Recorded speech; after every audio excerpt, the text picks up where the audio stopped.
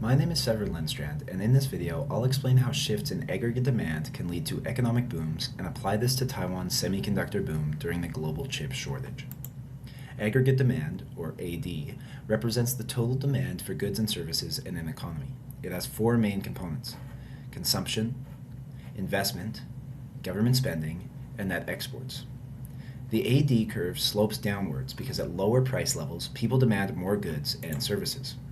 In the ADAS model, or aggregate demand and aggregate supply model, aggregate demand intersects with aggregate supply to determine the overall price level and output.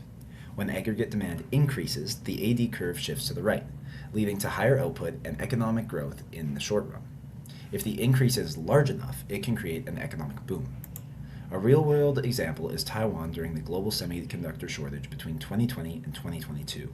Demand for electronics surged worldwide due to remote work, gaming, and digital services. Taiwan is a major producer of advanced chips, led by record-breaking companies like TSMC. This led to a large increase in exports, which raised net exports and also encouraged firms to invest more in production capacity. Both higher exports and higher investment increased aggregate demand, shifting it to the right. We can see this in the formula right here, how an increase would have larger values and shift it to the right. In the ADAS model, this rightward shift of aggregate demand increases real GDP and raises the price level in the short run. This is what we call an economic boom, a period of rapid economic growth driven by strong demand. However, if the economy is close to full capacity, this can also create inflationary pressure.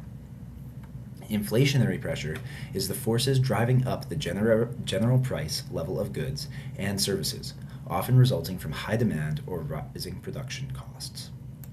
This example shows how increases in exports and investment can drive economic booms through demand. While these booms increase output and growth, they can also lead to rising prices if demand grows too quickly.